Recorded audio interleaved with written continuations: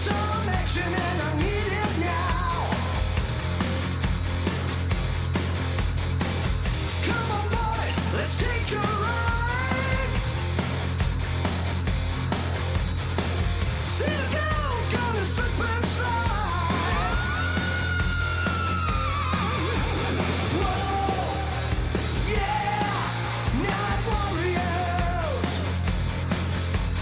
Whoa, yeah, night warriors.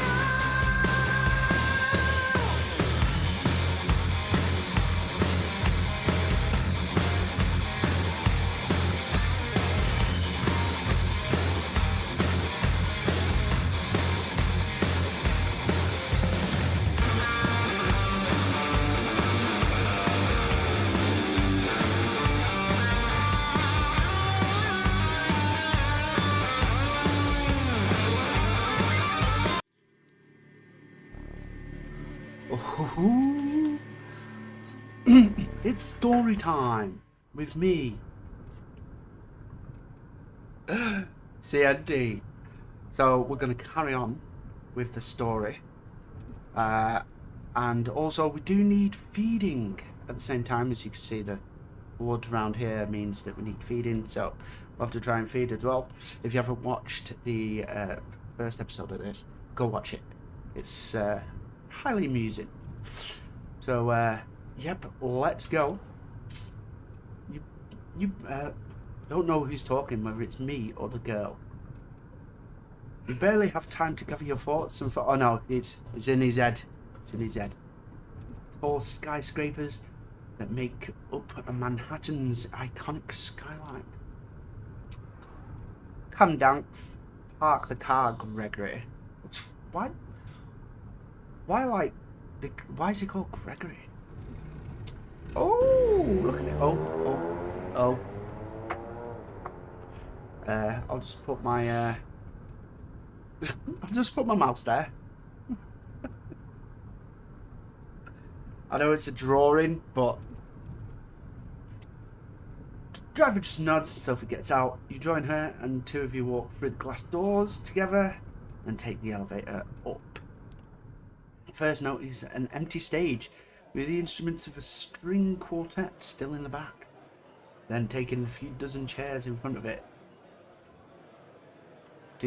What? Why would he want a few dozen?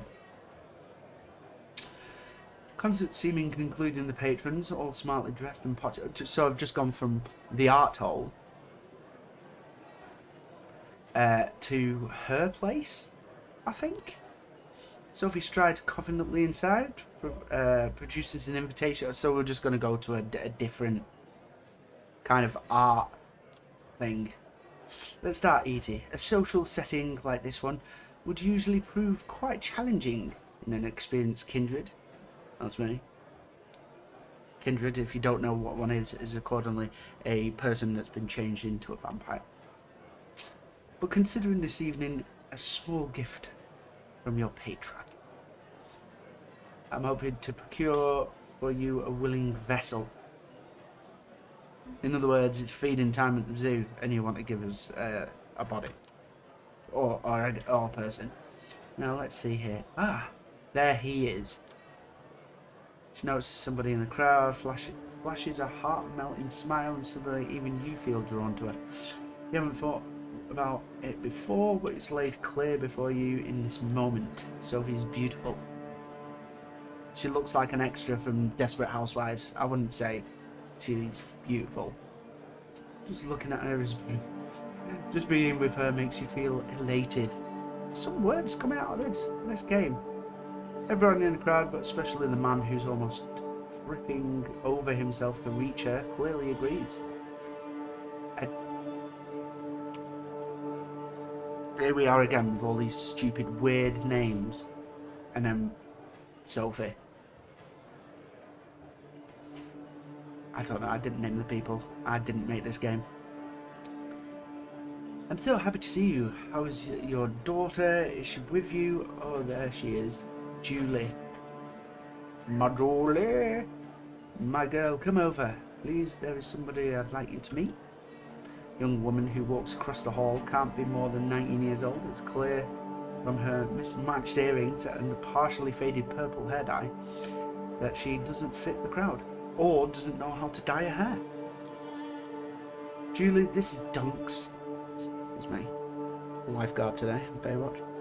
Oh my god. Get acquainted. What?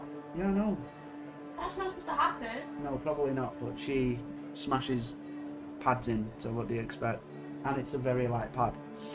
I think the two of you should get acquainted while I talk business with your dad. Awfully boring stuff, I assure you. I'm positive you'll like each other. Yeah, the food. The girl gives you a shy smile and nods towards the balcony stairs. You follow, somewhat unsure what is exactly Sophie expects you to do. Just take her in the back. Take her in the back. Feed. Done dusted. You reach a secluded space from which the entire lobby is visible. All eyes are on Sophie. They listen intently. They laugh when she does stuff. Does she not look like the lass from Scott Pilgrim? It's the girlfriend. She puts her wrists to her lips and gives herself a theatrical nip, then looks to you, embarrassed but also helpful. Alright, let's see. I don't know what you're talking about. Yeah, I do. Yeah, there we are. There's us. We look pretty smart, suave. Ooh. She takes off her jacket and buttons her sleeve, then rolls it up. You see a tattoo of a cat. Cat in an astronaut suit. One feline eyes winking at you.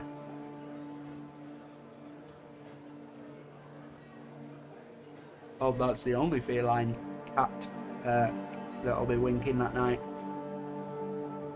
Get one.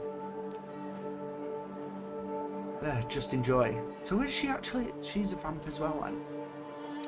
As well, and a blush. Drink from Julie. We need to drink from Julie because we've got this here that's telling us we need to. Take her forearm in your hands, quick look around, confirms nobody's watching and no security cameras cover this area. You bite down gently. It's surreal, she's just given her your blood of her own volition. How is this possible? What about the masquerade? You need to ask Sophie. Your thoughts disappear amid the bliss. There's just the taste, sweet, fresh, sanguine. Or should it be sanguine? And drink. Yes, now it's gone here. There you go. So we've got no blood around the edges of the screen now. No, stop. You tear away from the girl harder than you wanted. Still the bite leaves just tiny punctures. Almost if by instinct you lick them clean and the two holes become concealed. Just like that. Done. Julie is now leaning on the wall, pale, wobbly on her feet, but happy. She lets out a dreamy sigh, opens her eyes, a few tears fall onto her shirt, tears of joy.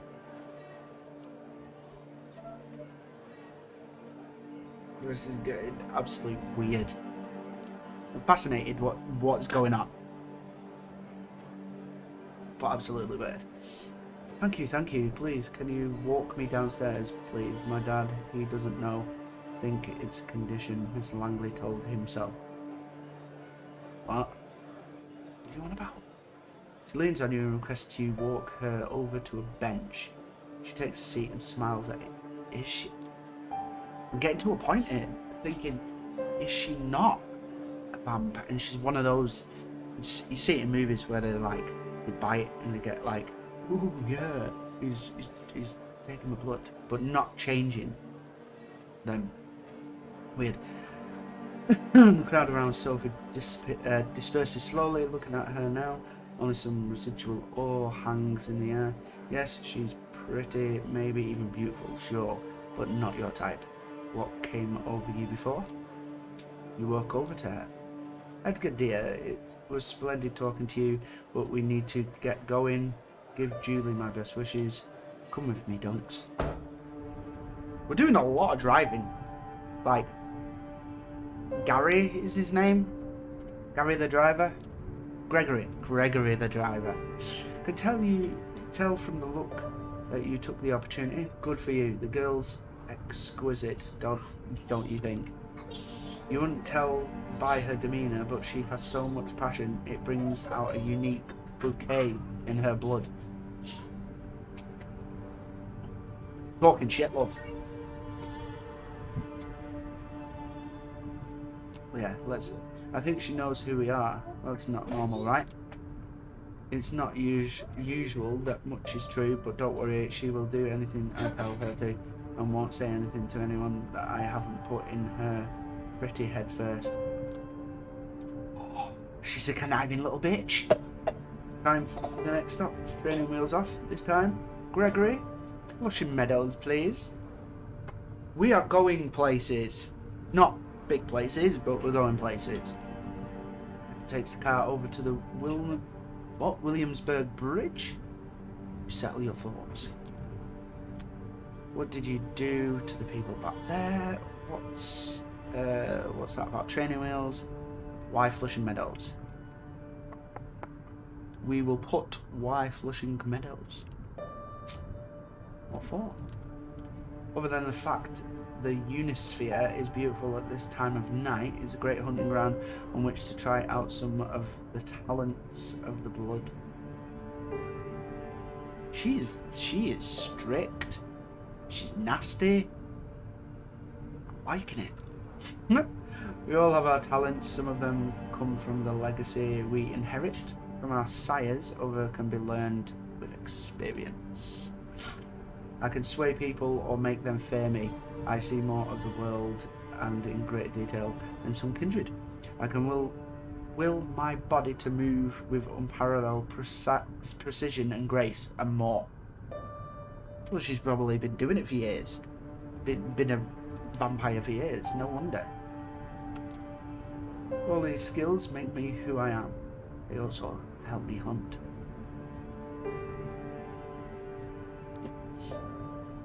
What?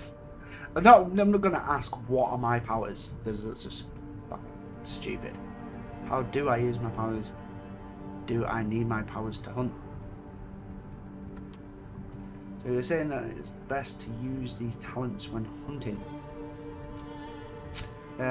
Useful certainly, but the utility is universal. Survival, violence, intrigue, entertainment and pleasure to some nights. Always keep the masquerade in mind. However, it is all fine if you can dissipate in plain sight or command animals with your mind, but save those other talents for the right place and time. Okay. Oh, it's that place in New York with the big world. I think it was in what was it in? Men in Black? Yeah, I think it was in Men in Black. Sure it was. Yeah, I'm sure it was in Men in Black. Sophie seems deep in thought. She takes in the surroundings with a dreamy gaze. The sky is surprisingly clear tonight. The stars just barely visible in the light-polluted aura of the city. I feel like having a snack myself. I'll be by the fountain. Go look for somebody to your liking. See what effects you can achieve with your blood. But only pick one victim. Just one. Then come back. Okay. Okie dokie then. Can't be that hard. From here, it looks like you have a few choices. Just taking a stroll around the park and finding an isolated jogger. Someone like them could work, but focusing on one area might work better. New York State Pavilion might work as a secluded spot, a skate park nearby, and worst case scenario, there's bound to be some unfortunate wino around. Or maybe the tennis court's nearby. There's light coming from there, so somebody might still be playing a late night match. Right, okay. So, or assault a stranger in the middle of the night. Bloody. Right, okay. Right, okay. There's a victim around the park. Hunt near the decrepit pavilion. Take a walk, but don't feed. Look at prey. We're gonna go to this pavilion, I think. Make your way around the park's most well-known landmark, the round skeleton in the New York State Pavilion, which it's two vaguely futuristic-looking towers. You don't get lucky with the skate park, it's not deserted. Instead, a group of skaters is gathering there, talking loudly and listening to music playing out the crackling smartphone speakers. Okay, now.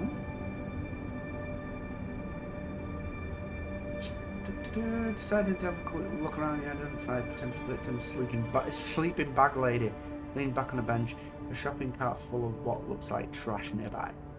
One of these might be the right opportunity to take.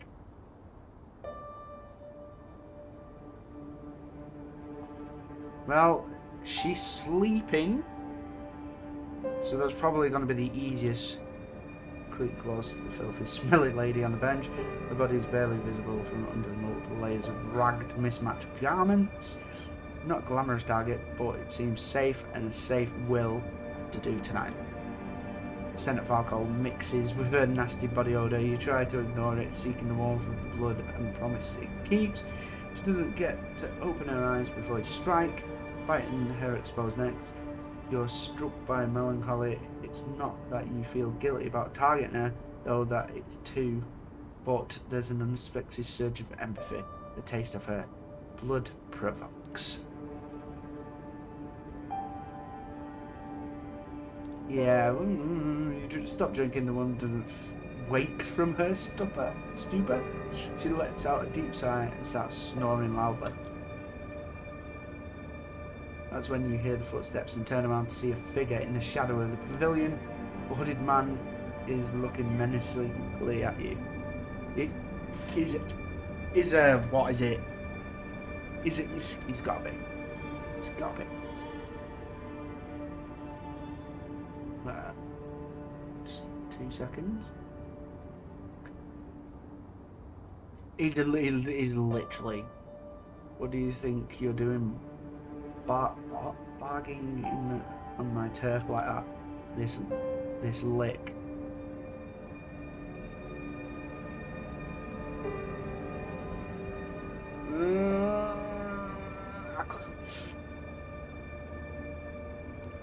Too late for that, friendo.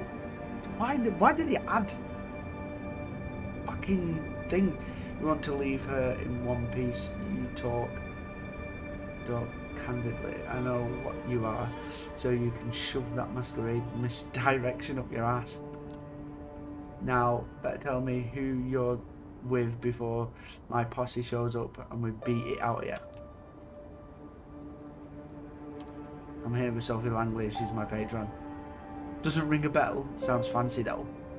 Oh, we're gonna get into a fight now, I think. Gonna get into a fight. Licks his lips, exposing his fangs and looking at you ferociously. A nervous tick or an attempt at intimidation. I wonder what would Callahan do to you if I brought you in, huh? Break your shins, leave you out to be kissed by the sun. Oh, concrete shoes maybe. He's old school like that.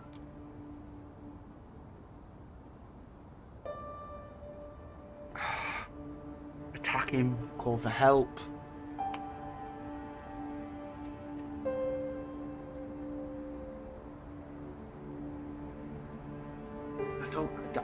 I don't know.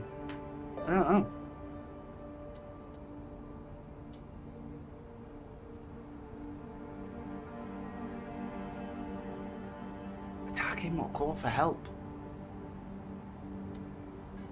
Just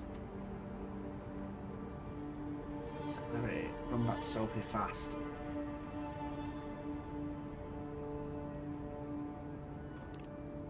You take off faster than you've ever run. The hoodlum has trouble keeping up, but howls behind you like an animal and gives chase anyway. As you reach the Unisphere again, you slow down, noticing two people near the sculpture, a man and a woman tangled in a passionate embrace. No, not exactly. It's Sophie feeding. But this whole scene is set up so that it looks like a couple getting intimate in public. She pulls it off like she's done it 100 times before. Of course she has. She's probably done it for 100 or 10,000 times before. The man is unsure on his feet. Let go of him and leads him towards a nearby bench. Noticing you, she whispers something into his ear and leaves him. Her driver appears from behind a tree. Okay. Well done. How did it go? About to answer, and the same figure as before emerges from one of the alleys. He looks at the three of you, and the predatory smile creeps onto his lips. You thought you could run away from me, Lick? Think you'll be safe with your friends? Well, I have friends too. He makes a motion to shout, but two things happen almost at the same time. First, that feeling of warmth and beauty emanating from Sophie flares up again, entrancing both you and the hooded thug. His shout comes out as a weak, confused squeak. Second, Gregory produces a wooden stake from a holster under his jacket and slams it into the thug's chest. Just like that, in a few seconds, the posturing vampire is down on the ground, paralysed. Ha! I see you've made a friend, Dunks. Curious choice of company, I would say. Who is it? Said it was his turf and that I had trespassed on it. I thought this place was supposed to be safe. Oh, that's what she said. Well, he's not a part of the Marilla Corona Park. Hasn't been claimed by anyone I know of. Curious. Let's go to the car. We'll put him in the trunk and present him to Kadir tomorrow night. I'm sure he'll be delighted to make this hoodlum's acquaintance. Oh, Kadir loves a good thing, doesn't he? Gregory carries the stake back with. Oh, I feel sorry for Gregory now. Like he's what is it? He's like just drives Sophie around all the time, and now he's like, oh, I've got to carry this guy. Gregory, just stake Sophie and just become your own guy, really.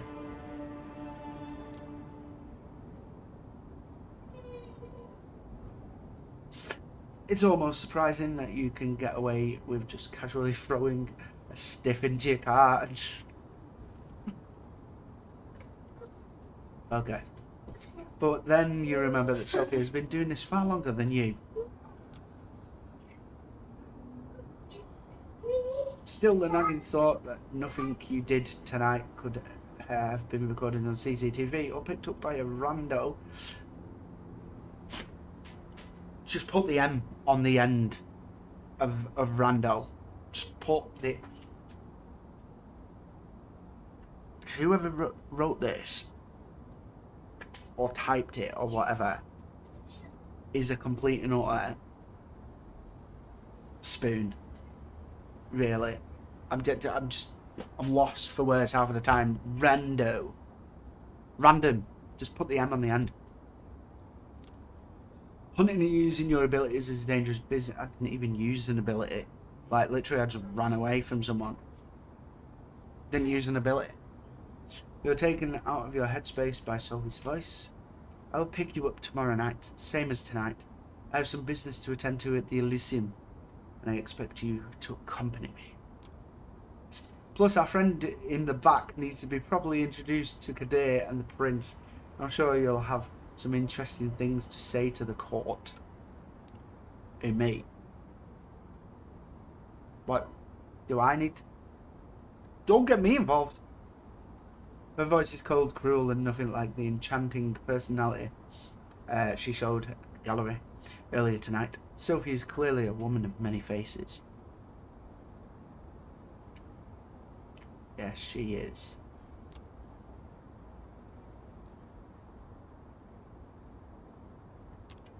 Oh yeah, I can imagine he's going to enjoy meeting Kadar. I hope he gives him a good grilling. The guy's an asshole. Oh, Kadar will enjoy it too, I'm sure. She pauses, seemingly lost in thought for a while. You haven't told me how your hunting went. Getting the hang of it, I would hope.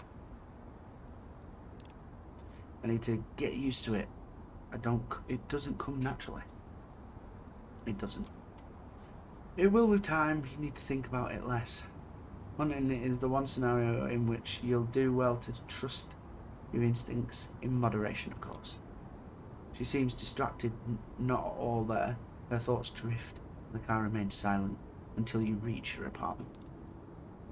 We will pick you up tomorrow evening. Good night.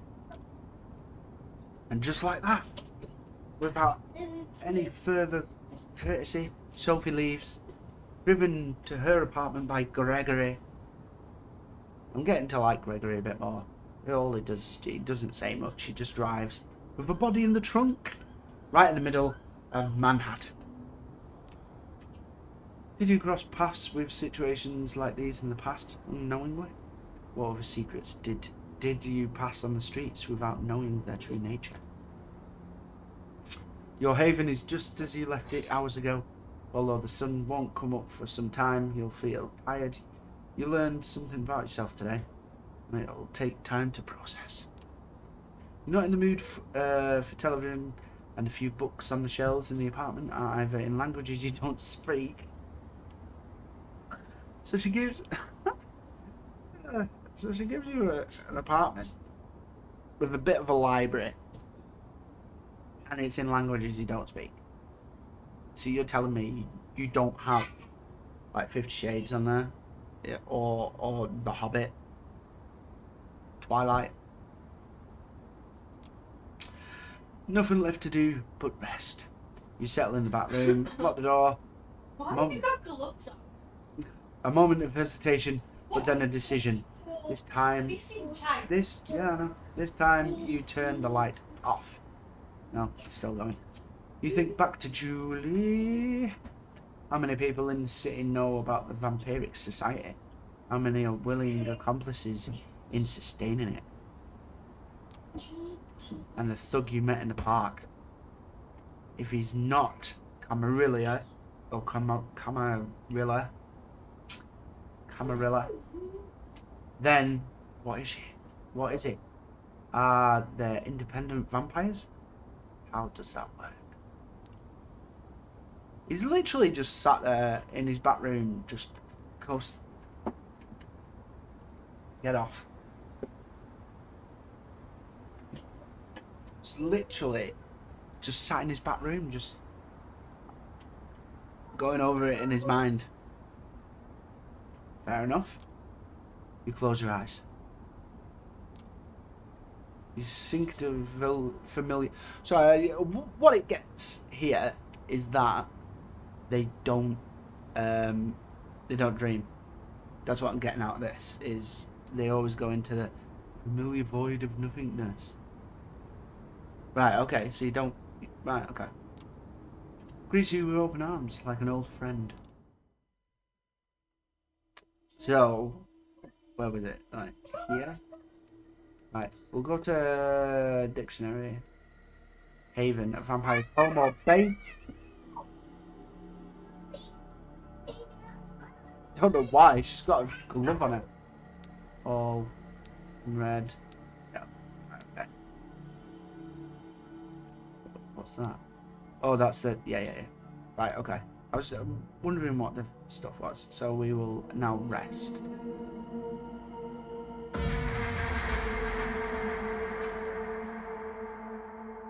Wait there. I just need to... No, I just need to save. What does it save by itself? It might be saved by itself. It's pitch dark here.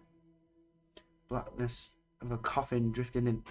Wait there. Am I actually... I thought I'm not in a coffin. I'm in a bed in a room with no windows. Alright, the light. You grasp for the switch, flip it. Familiar cramped room with a steel door and no windows. See? Told ya. You emerge from the bedroom fully awake, just like yesterday. This time, however, Sophie is waiting for you, comfortably seated on your sofa. Well, I don't see her, like, here. Oh, right, okay. Good evening, Dunks. Good evening, Sophie. I hope you rested well. Tonight will be quite eventful, I think. There is going to be something that's going to come out here that's... Come, we have an appointment. I received word Elysium would be called again tonight on account of your unruly friend from Corona Park. This should be a great opportunity for you to mingle. Gregory gives you a slight nod. He's warming up to me. Gregory's like... And straight in the car. Oh, right, okay. Most of the Primogen Council is bound to be there, at least those who usually attend. Probably some other important personalities you do well to at least learn about. Do we need to constantly learn about this vampiric way?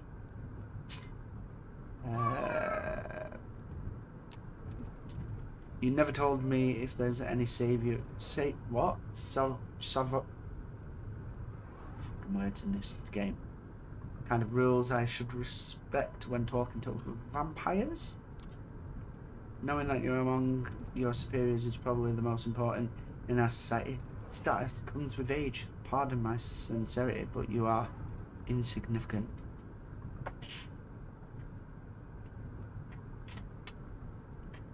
You are a bitch. Just decided. Sophie, fuck off. Not even associating with me can make the fact that you've been kindred for barely a few nights be forgotten, so know your place, stay out of your superior's business and show the utmost respect. Pretty much the usual. Thanking the prince for sparing you and maybe having a friendly chat with Kadar publicly might show your gratefulness for being a part of the Camarilla. I would suggest you make it sincere. At any rate, you should behave yourself tonight. Oh my god. Like she's your mum. Honest to God. I have a reputation to uphold in the court. Do not tarnish it. There it is. She might have saved you. She might be protecting and teaching you. But it's clear what she really is concerned about is her own interests. Yes. Because she's a bitch. You step... The fucking joke pisses me off. You step into the art hall with something of a bad memory. The last time you were here, your entire world had been turned upside down and your existence nearly ended. But tonight, there is very little outward hostility. Yes, Kadir gives you a look that definitely intended to remind you of your place. But the prince, also in attendance, seems pleased to see you. There's Prince Panhard. By the way, we figured this out, that vampire law probably states that Prince can be a woman.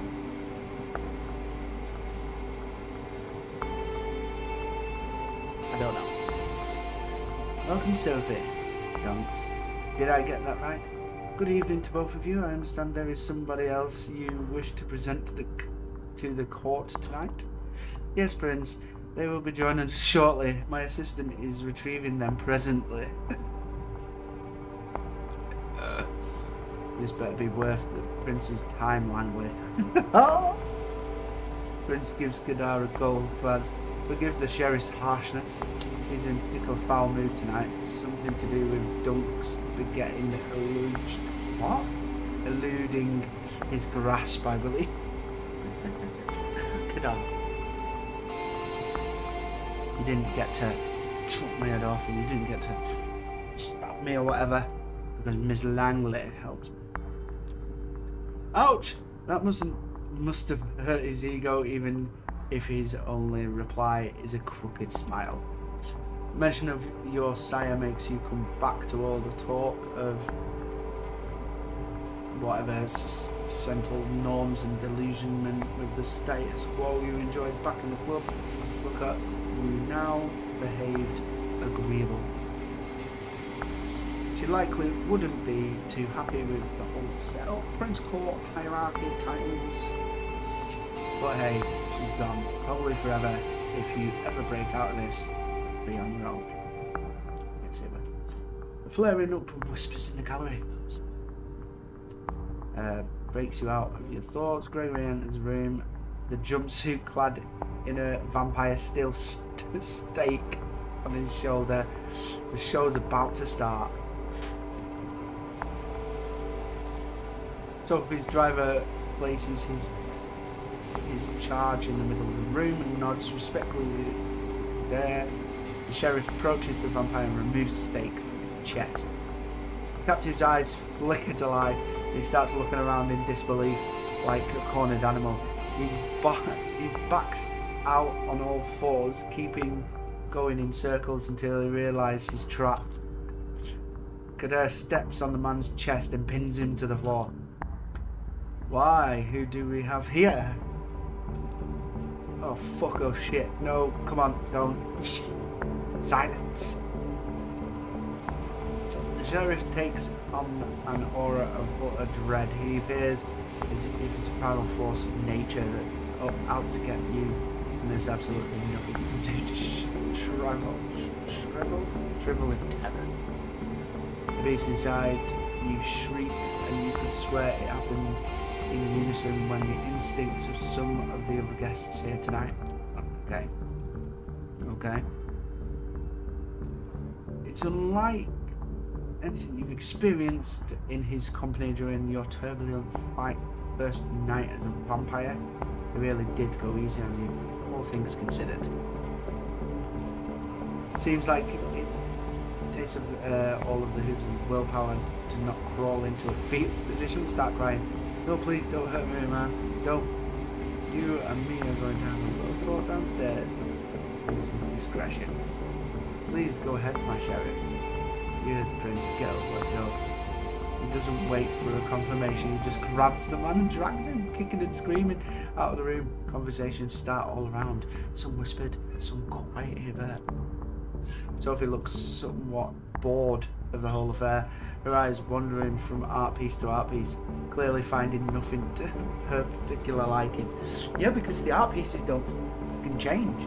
It's always the same shit. She needs to get some more art in the art hole. Mike the Shooter, welcome to the stream. Welcome to story time. CND. Hope you're doing fine today. And how are you? Right, let's see. Watching the art gallery. Let's put what happens now, I think. So what happens now? There'll be at least some minutes before Kadar gets the information he seeks out of the thug. Why not mingle while we wait for him to break? Excuse me. Sophie leaves the side and goes to a corner of the gallery where a group of kindred, some seemingly pretty old-fashioned, gathered. Concierge offers you a drink. Still warm and smells nice. Damn right, I'm gonna have a drink. Just a sip to start you off. Splash over your palate, coating your tongue and the inside of your cheeks. Nourishment. It's blood. You're left to your own devices. You have a quick look around. Let's see who we can find. Prince is currently talking to a dark-haired, skinny woman that you recall seeing here a few nights ago. She has a cold but notable countenance. About some of the shite I have to read on this. Conversation seems to be casual. A loud shrill laugh turns your attention to the bespectacled man who you saw with Sophie on the night of judgment. He makes rounds chatting up different patrons. Damn, he's a little bit of a player. That guy, he's just walking around with his glasses on, just be like, hey. You feel somebody's eyes on you. casual dressed, plain looking man stands alone near a column watching you. He turns his gaze away sheepishly when he realizes you've noticed. Try to talk to the prince. Chat out the man with the glasses, or confront the man looking at you. Let's confront the man looking at us. Something about the guy. It's not that he's staring at you. Most everybody in the room has, at one point or another. It's how he does it. He seems shy, maybe even afraid. Reminds me of a Jeffrey Dahmer. It's hard to find a secluded spot in the gallery tonight, but this guy has an entire corner of the room all to himself. As you approach, he's standing alone with no glass in hand, a worried look on his face. Okay.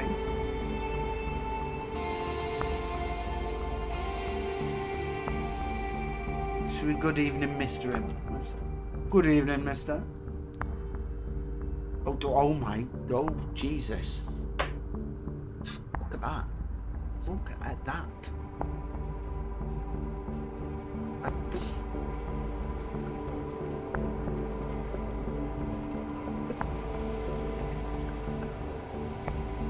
Oh God! I see that it's supposed. What? Just wait there. What's he wearing? Uredale. Is that fake Lacoste? Robert Larson, his name is. Larson, or you can call me Robert. Either's fine. Looks like a weird Russian guy. It's like weird. Why has he got the hair of the lead singer of The Cure? Oh shit, I clicked the wrong one. I wanted the top one. Crap. So do you have a role in the court, or are you just here for the company? Don't know every reason. Now that's a loaded question. Yes it is. I'm one of Prince Panyard's primogen. I'm here on business in case the prince requires my insight. Usually so she can hear me out before ignoring me. Okay, carry on. Tell me more, sir. Not sure if you were paying attention the other night, but when the prince mentioned diverging opinions on whether you should be executed or not, that was me. I was the diverging opinion. All right. Not that I'm ungrateful, but out of curiosity, what was your reasoning? My reasoning? Just common sense. That you shouldn't be blamed for being assaulted and essentially murdered to boot. But, as Kadir loves to say, the traditions are clear. Listen, I don't want to be rude and appreciate your reaching out, but word of advice, stay away from me. Many vampires in the sect regard my position as primogen to be some kind of a joke, you know. You talk to me, they'll notice, and they'll hold it against you. Have a quick look behind you and see that a few of the kindred keep shooting your curious glances. One woman in particular, a redhead boasting a fanciful hairstyle, watches you disapprovingly. Oh man, literally all these like high-ended vampires are just absolute knobs. Just the arseholes. They just, ooh, I look at art, I go feed, blah blah blah. Fuck off. Some of them already do, I imagine. Excuse me, I need to try and get a word in with a few primogen members before Kadar returns. Enjoy your night. Thanks, mate. Thanks, Larson. No. Just a quick look at a few kindred to keep you company. You start thinking about who to pursue next.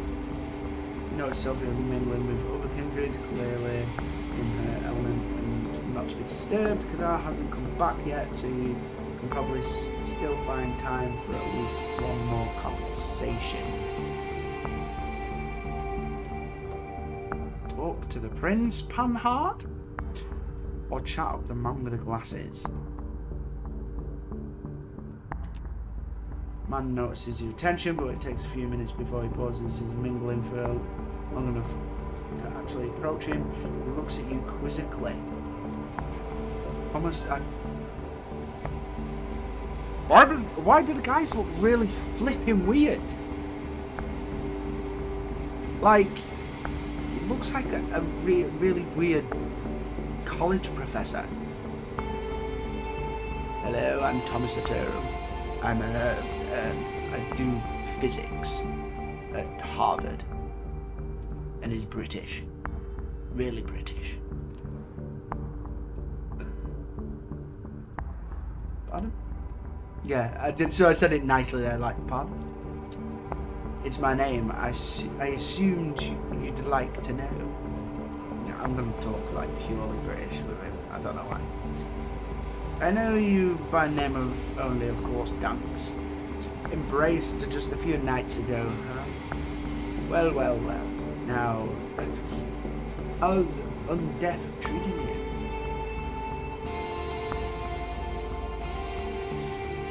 You know, I'm thinking, I'm beginning to like it. Oh, already? Fast learner, aren't you? Are you? Fuck. Good attitude to have. I'll take your places. Oh, it'll take you places. He takes a moment to clean his glasses, completely ignoring you until he's done and puts them back on. I'm sorry, I got a bit distracted. You know, most of us don't need to wear these. Right. I can see just fine without them. But it's a statement. Yeah, it's a statement that you're a professor at Harvard. Or something. The damn things keep catching specks of dust and other assorted shit. Though, never stay clean for long. Sometimes I think they're more trouble than they're worth. Wouldn't you say? But yeah, oh, why?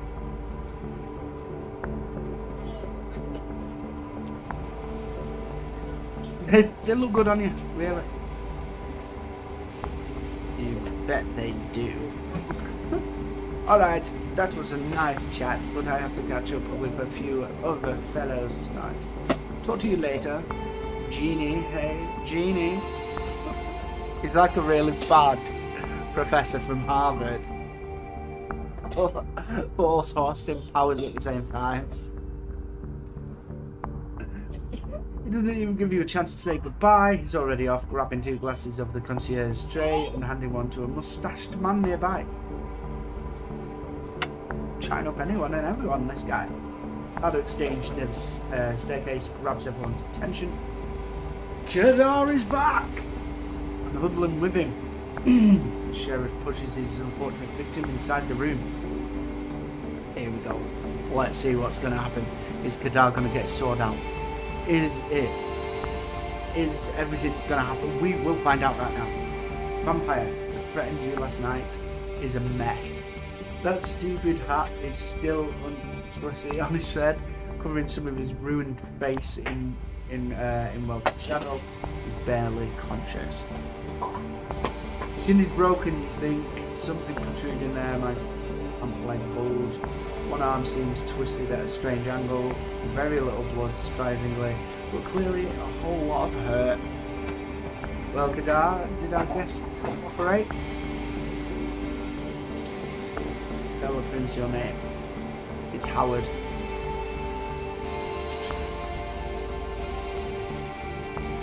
These names are getting absolutely stupid now. Like I thought, as soon as I got up, Kedar, Prince Panhard. Once it started getting to Sophie, I was just like, really? And who do you run with, Howard? The Midnighters. And Anek Cotier or Cotier. My prince, active for some time now. Though from what this one told me, the name is about the only legacy the group has kept over years. I see. Hey Prince, I didn't mean it. I didn't know. I didn't. A loud crack makes some of the guests audibly gasp as Kedar dislocates the man's jaw.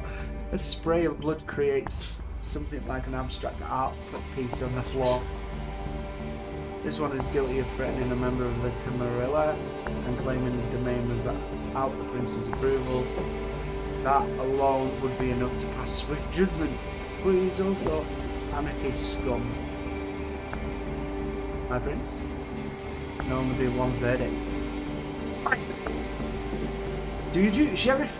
Unless, of course, somebody would like to play at being a good Samaritan like I did Miss Langley a few nights ago. Please don't say that Langley is gonna actually stop. The look the prince serves you and Sophie is a cruel jest, cruel joke. Sophie takes a graceful, smiling, slipping around under yours in a strange public show of affection.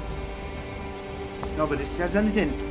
The guy, Howard, is going to die. Poor guy. Lion named Howard jumps to his feet and makes for the window. Should we grab him? Grab him. In a split second, you make the choice, focusing your blood. You dash forward and grab Howard by the back of his jumpsuit, pulling him away from the window. You expect some resistance, but find you don't have to worry about it when a swift cut separates Howard's head from his body. You let go, and the headless corpse slumps to the ground. Kadar is standing between you and the window, his sword drawn, and a smile on his face because he got to kill someone. Well done.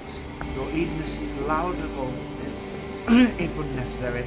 That Howard fellow could have hoped to escape his fate, not facing Kadar's expertise. Well, I'm kind of guessing I kind of helped by grabbing him before he got out, Linda.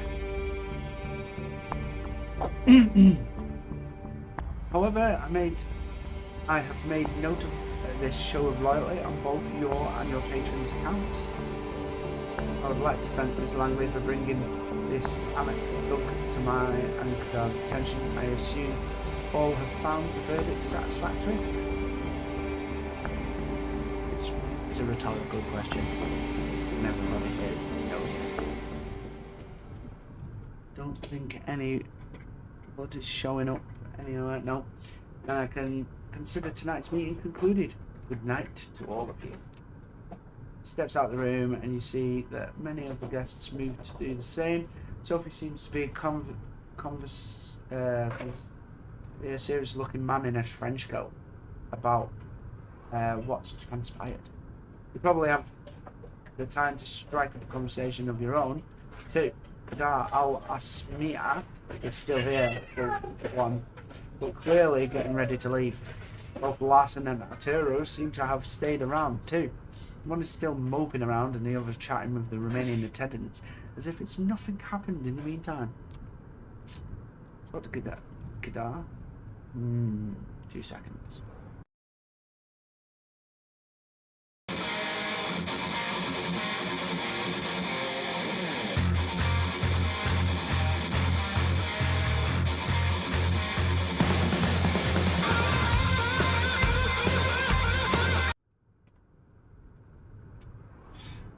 Well, we'll talk to Kadar before he leaves. He's improved, so you decide you won't get a better shot at saying your piece. He's just sheathing his sword as you approach him.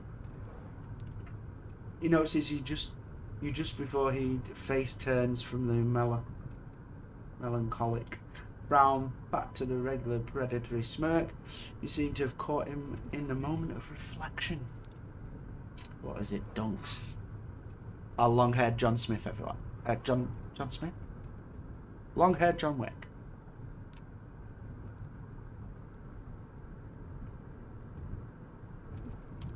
I wanted to thank you for bringing me here in one piece, for giving me a chance. An emotion creeps into Kadar's face that you haven't seen the sheriff's exhibit yet. Is that gratitude? It's fleeting. Only there for a moment, gone in the blink of an eye. It was trying on my nerves, and you are still far and away from proving that it was the right thing to do, so don't think that few kind words will let you off the hook. Okay, you go and do what you need to do, mate. Still, I have to admit, I was as surprised as the prince when you jumped at the opportunity to stop the Anak from escaping. I was sure Valeri would have beat you to it. Who's Valeri? If there's nothing else, I'd be taking my leave. I was wondering if you could tell me something about Sophie. She talks a lot about the Camarilla and other things, but I barely know anything about her. Like he's going to tell us. Oh, I can tell you something about Sophie. Some things she wouldn't want you to hear, like the fact she's manipulating and vindictive. But then again, which of us kindred aren't? You want to know more about Sophie's past? Ask her. She's unlikely to tell you the truth, though. I'm quite sure she never told me, despite our previous history. Oh,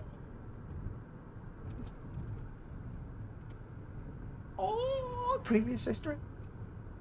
That's what we do, fledgling. We exist for centuries and we lie.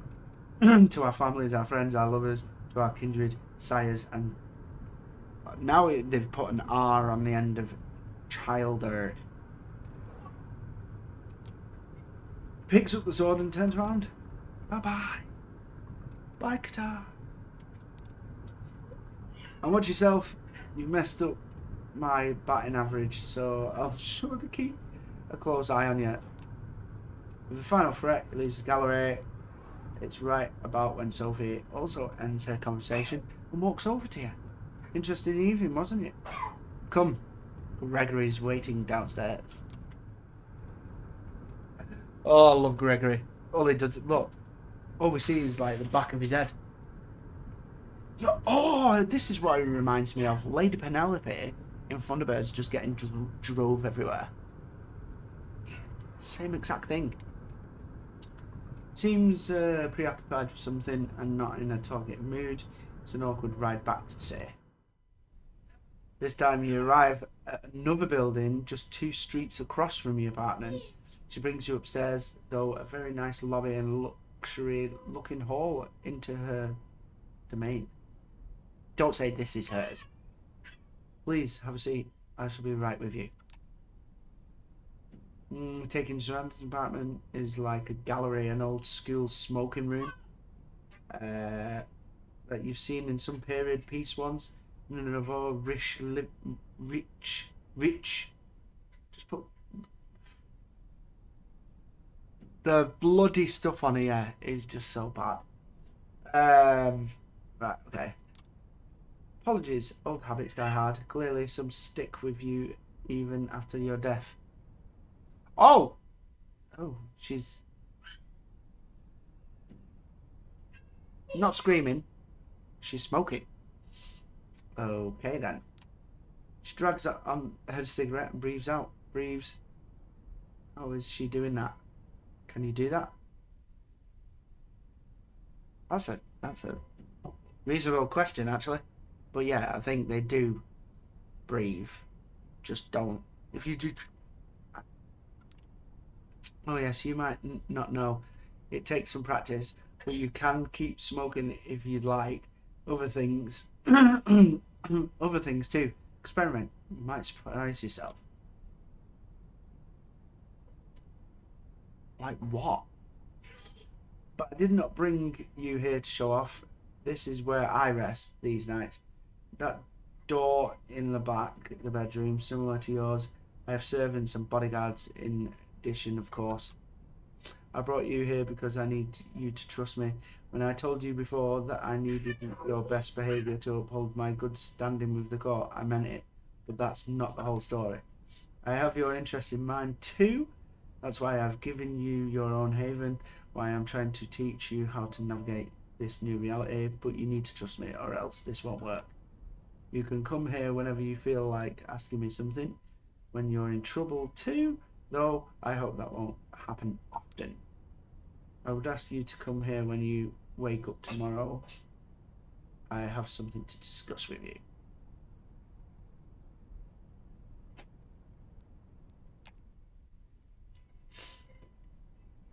Okay, I'll come over here first thing tomorrow night. I appreciate that. Of course you would. Silence again. There is definitely something on Sophie's mind tonight, but she doesn't seem eager to share it with you just yet. I'm leaving for another visit. Come downstairs with me. We'll give you a lift. I thought it was like 2 streets across. Can walk it. A quick trip. I promise that it'll show up tomorrow, and some polite goodbyes later. You open the door to your haven. Gather your thoughts. It's exciting in a way, being dragged deeper and deeper into the secret society of vampires. Whatever Sophie has planned for you, it's bound to teach you more about the things you have to become. You sink into your vampiric sleep. The world of nothingness. The void of nothingness. It's a welcome change. Okay. So I'm just gonna rest. Oh, it's only like 1 day. Only 1 day. Oh, how am I... Once more, darkness falls upon the city. You wake up same as you have past few nights in a windowless room. Pry open the reinforced steel door. You look out the window to see invariably a sky bereft of sunlight, and then it hits you. The hunger. Yeah, so we're going to get some blood around the edges in a minute. The moment you let yourself wonder if there will ever come a night where it's just not there. Given what you've learnt thus far, you probably have as much chance of kick-starting your heart with jumper cables. Why talk crap? You lock the door behind you and head over to Sophie's apartment. You did promise to call on her, might as well not keep the lady waiting. Call Jess? No, let's not. Was persuaded? No. Or go back to work. Yeah, you were kidding. HR probably found a replacement the day after you went missing. Nobody there cares if you got kidnapped or turned into a creature of the night. These thoughts put you in a weird mood. I'm always in a weird mood, mate. It's a strange sensation to walk the crowded streets, same as you have so many times before, but feeling so disconnected. All these people, you're not one of them. Not anymore. Yeah. You're a vampire. Kindred. You need to carve your own path in this strange new existence. One may or another, appropriately enough. You arrive at Sophie's building just as you thought crosses your mind. Quick word with the security guard and you're let into the elevator. Apparently Miss Langley is expecting you. Of course she is. She wakes up, she gets out, she goes, go get him. You knock and wait patiently as the footsteps on the other side grow closer. Finally the door opens and Gregory, Sophie's driver, invites you in. Please say we get to talk to Greggs. You find the lady herself standing by the window, silhouetted against the city's midnight glow. She stares out motionless like a marble statue. Oh, okay. Stuff's about to get interesting, people.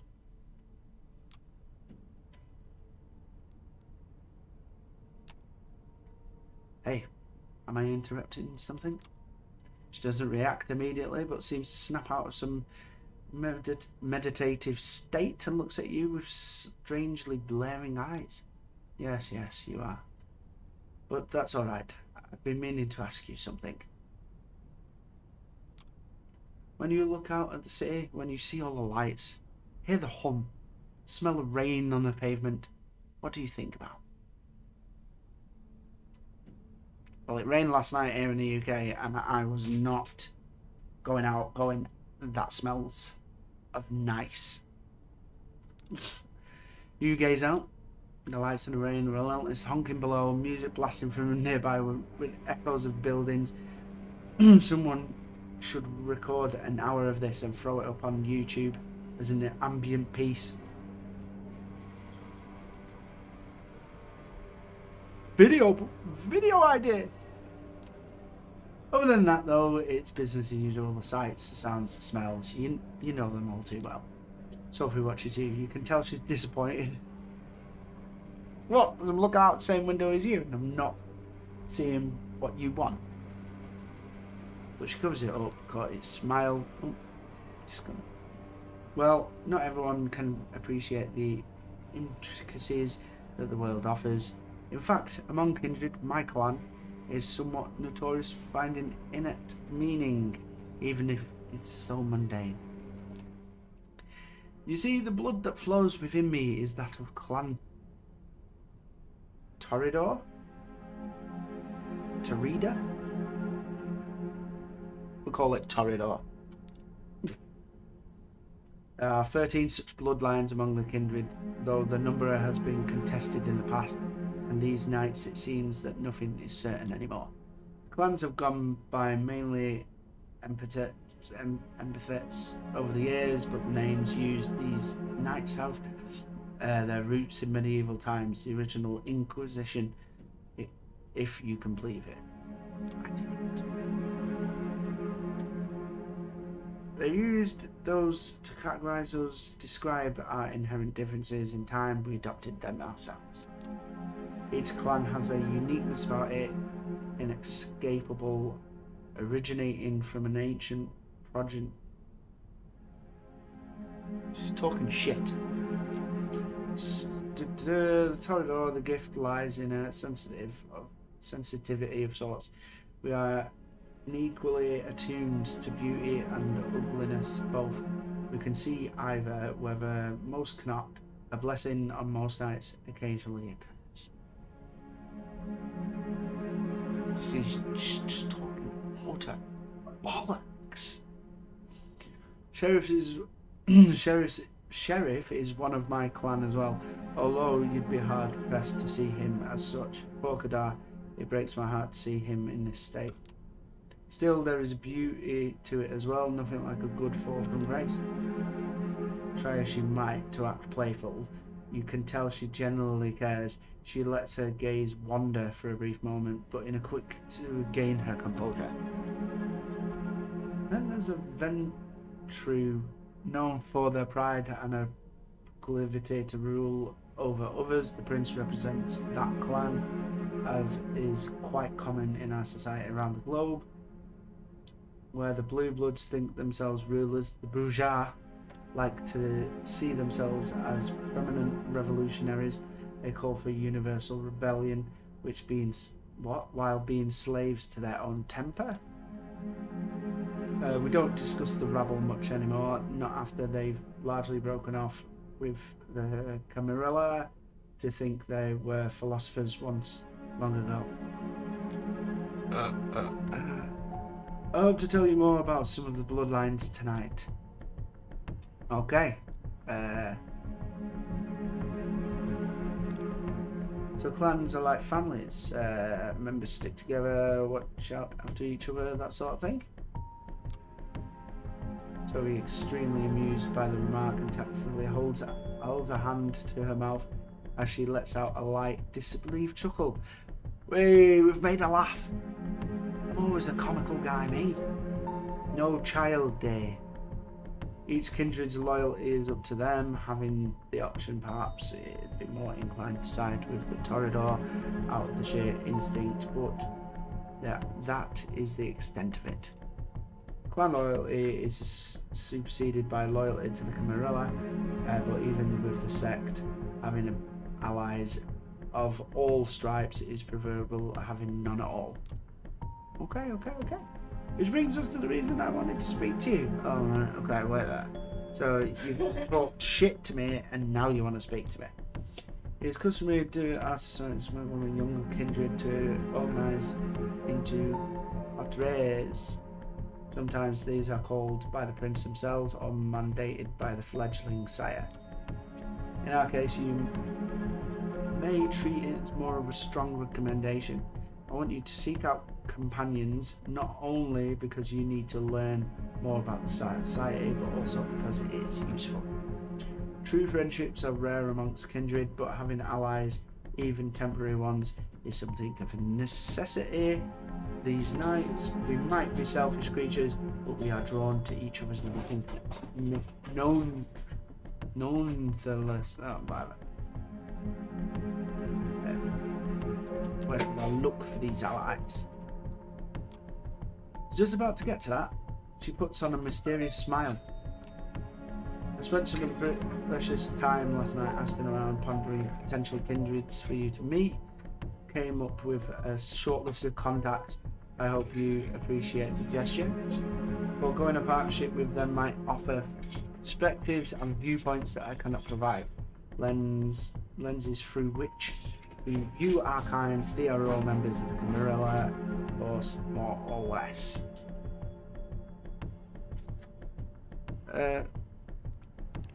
Thanks, I guess. I know you might feel awkward, but trust me, it's the easiest way. You'll find you still have much to learn, and it's best if you have many tutors. So let us start with the Tremere. They are a powerful clan, disliked by many, but feared and respected by many more. They have been an important pillar of the Camarilla since the very beginning. They are the blood sorcerers. You look at Sophie with a hint of just blood sorcerers. Pretty sure Mark from Q&A used to brag about having a level of 70 blood sorcerer. Somehow you don't think he meant magical vampires. No, he meant an actual sorcerer who did blood magic. World of Warcraft. Sophie snickers. Only child. Don't be caught with that. Look in the face. Meet Warlock in person. Oh, the Warlocks. They really are adept at using Vitae, their own, as well as the unique 10 things. Since they are quite rigid in their hierarchy, the kindred I had in mind you might need some persuading. His name is Agathon. From what I hear, he's quite the scholar. Very ambitious, the child of a noted Tremere here in New York. Aisling Sturbridge. Spend enough time with Agathon and I'm sure you'll run into her sooner or later.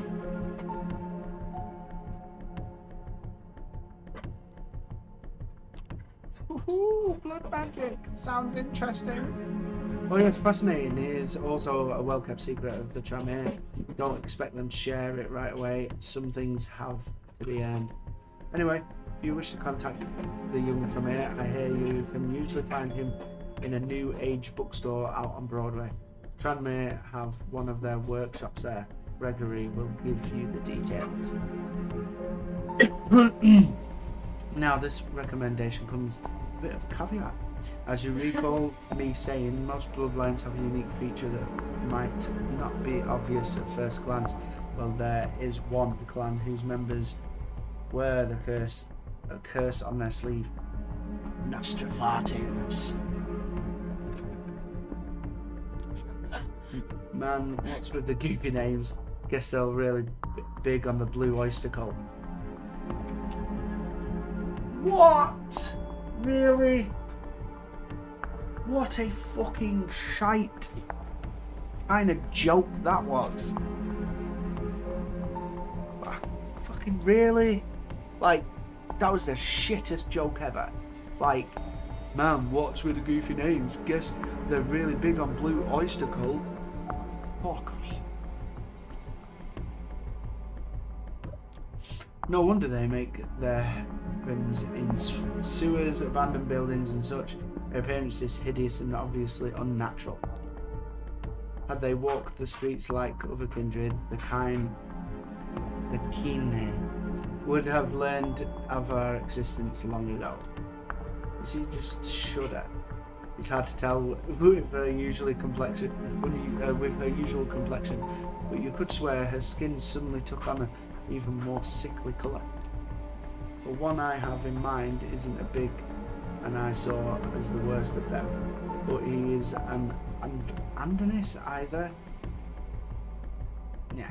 Still, he has some talents and connections that you might find useful. His name is D'Angelo. Like the name. He's an office, for lack of a better term, in the otherwise abandoned grain terminal in Red Hook, right next to one of the Swedish stores. The name escapes me, the one with the awful furniture.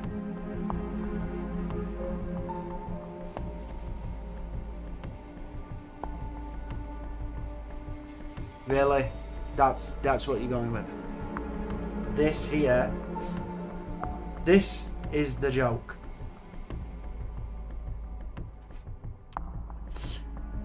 You mean IKEA? Yes, that's it. Oh, for fuck's sake. Fucking hell. Well, does odd jobs for a day, digging up dirt, locating kindred who would prefer to remain hidden, kind of work the Nostrafati were best at. He's on a case right now, something to do with keen murders, I think. After your initial brush with our dear sheriff, I think it would be wise to show some good will towards his agenda. Assisting D'Angelo with the investigation might be just the thing. You know what? That does sound quite good. Now, come the two more exotic proposals. Exotic, as if blood mage and a vampire detective weren't business as usual. Sounding good. You may have heard about the gangrel.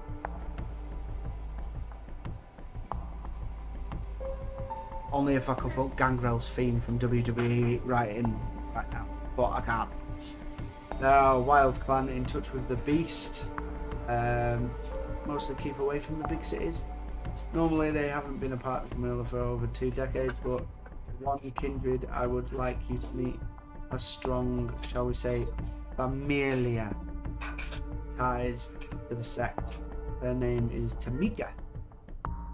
Her sire, Jezebel, was instrumental during the Battle of New York back in 1999. Was there a battle in New York? Battle in 2012, I know that. Marvel Avengers. The very same battle that cemented the city as a canonic domain.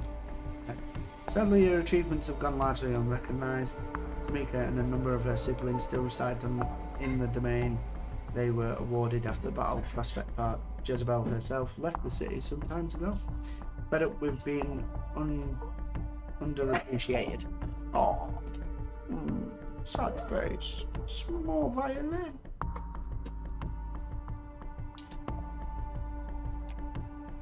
I got the impression contacting vampires who aren't in the Camarilla was frowned upon, but you're saying these gangrels aren't part of the sect anymore.